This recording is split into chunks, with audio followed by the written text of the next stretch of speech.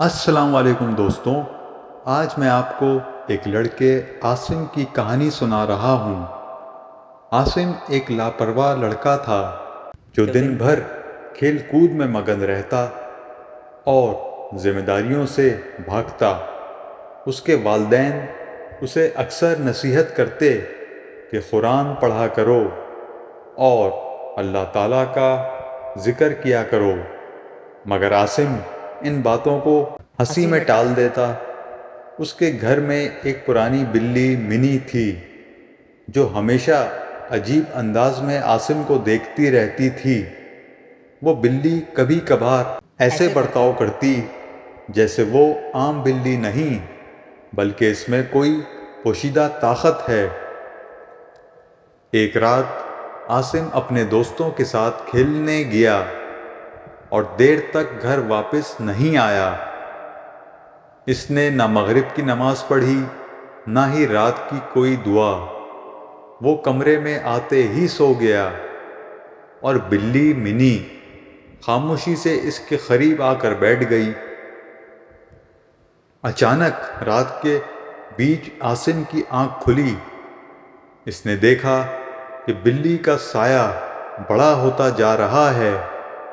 پہلے تو وہ حیران ہوا، پھر خوفزدہ ہو گیا جب اس نے دیکھا کہ بلی دھیرے دھیرے ایک عجیب شکل میں تبدیل ہو رہی ہے۔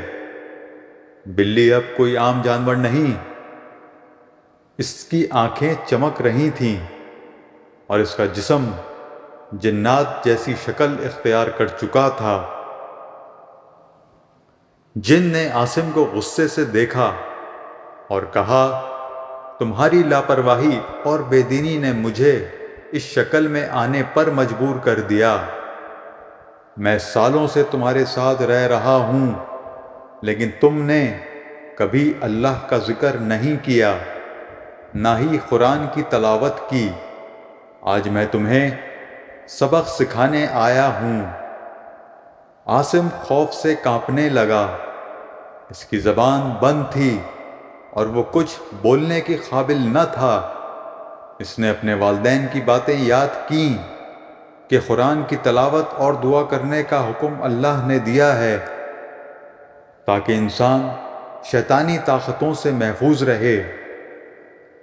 جن نے عاصم کی طرف ہاتھ بڑھایا لیکن اچانک عاصم کے دل میں اللہ کی مدد کا خیال آیا۔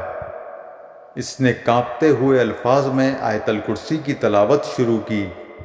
جیسے ہی اس کی زبان سے اللہ کی آیت نکلی، جن پیچھے ہٹنے لگا۔ اس کی آنکھوں کی چمک مدھم ہو گئی اور وہ زمین پر گرنے لگا۔